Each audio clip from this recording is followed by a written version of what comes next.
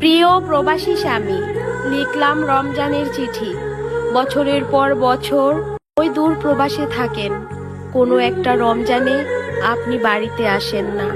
আপনার সাথে কখনো হয় না আমার সেহরি খাওয়া, হয় না কখনো ইফতারিতে একসাথে আনন্দ করে ইফতারি খাওয়া।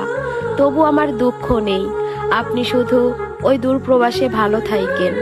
আর একটা কথা, আপনার যদি অনেক বেশি কষ্ট হয় কাজ করে রোজা রাখতে, তাহলে আপনি রোজা থাকিয়েন না, শুধু নামাজ পড়িয়েন। আপনার রোজার জন্য আমি আল্লাহর কাছে মোনাজাতে বলবো, আমার রোজার ভাগ যেন আল্লাহ আপনাকে দিয়ে দেয়। খুব ভালোবাসি আপনাকে, আপনাকে ছাড়া মৃত্যুর পরে জান্নাতেও আমি যেতে চাই না, কারণ আপনাকে ছাড়া যে আমি বড়ই তৃষ্ণার্ত।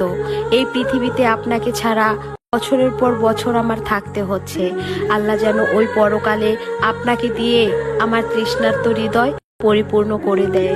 সব সময় আপনি ভালো থাকবেন ওই প্রবাসে, কারণ আপনি ছাড়া পৃথিবীতে আমার আপন বলতে আর কেউ নেই। সব সময় ভালো থাকেন, শুধু এই কামনাই করি।